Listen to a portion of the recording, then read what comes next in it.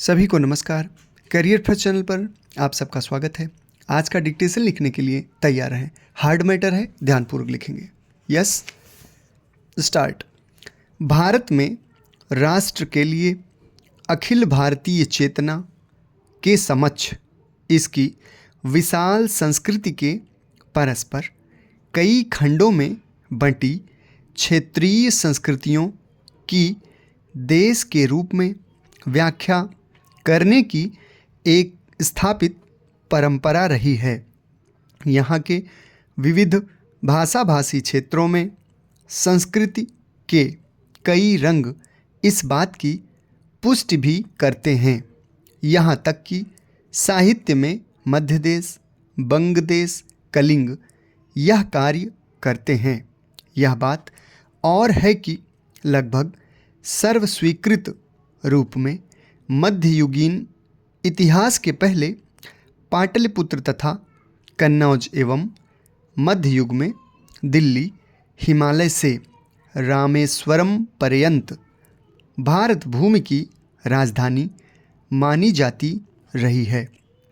यही भारत में राष्ट्रीय विविधता एवं क्षेत्रीयता के संतुलनकारी अंतः संबंध का नियामक रहा है। भारत में क्षेत्रीयता के इतिहास पर दृष्टि डालें तो यह प्राक मध्ययुगीन सामंतवादी शासन की विभाजित व्यवस्था तक चली जाती है। ब्रिटिश काल में बड़े ही सुनियोजित ढंग से इस क्षेत्रीयता को एकीकृत शासन में पृथकतावादी भावना से मजबूत बनाए रखा गया। वस्तुतः भारत में ही नहीं, संसार के अनेक भागों में ऐसा ही हुआ है। यूरोपीय जातियां 15वीं, 16वीं और 17वीं शती में जब संसार के विभिन्न भागों में पहुंचती तो उन्होंने अपने आधुनिक संसाधनों और कूटनीतिक दांव पेचों के सहारे स्थानीय निवासियों को अपने अधीन कर लिया। तथापि शासन की प्रणाली कुछ इस ढंग की रखी कि औपनिवेशिक शासितों को कभी एकजुट होने की कोई संभावना नहीं छोड़ी जाती।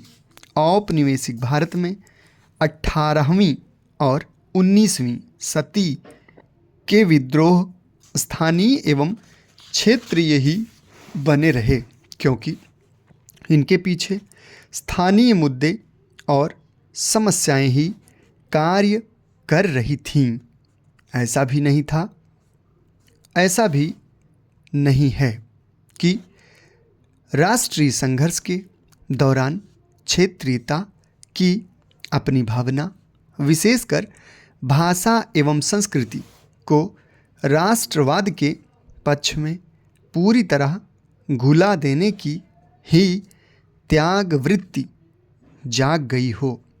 स्वाधीनता की लड़ाई के दौरान ही यह प्रश्न उठने लगा था कि स्वतंत्र भारत में विभिन्न भाषाभाषियों की स्थिति क्या होगी। क्या उन्हें अपनी क्षेत्रीय संस्कृति की अस्मिता की रक्षा करने दी जाएगी और उनकी अपनी पहचान सुरक्षित रह सकेगी। उसी समय कांग्रेस ने यह वायदा किया कि स्वाधीनता के बाद देश के सभी राज्यों का भाषा के आधार पर गठन किया जाएगा। यही वह आधार था जिसके तहत छठे दशक में राज्य पुनर्गठन आयोग बनाया गया और उसकी सिफारिशों में कहीं कहीं फेरबदल करके अधिसंख्य राज्यों का पुनर्गठन किया गया। यह कार्य किसी भी तरह से सरलतापूर्वक नहीं हुआ, बल्कि एक दशक तक चले इस पुनर्गठन पुनर्निर्माण में कई संकटकारी दौर भी आए। विभाजन के पूर्व एक विभाजनकारी चेतना का संकट तो था ही, देश को उपराष्ट्रीयता और क्षेत्रीयता के तमाम सवालों से गुजरना पड़ा। समाप्त। धन्यवाद।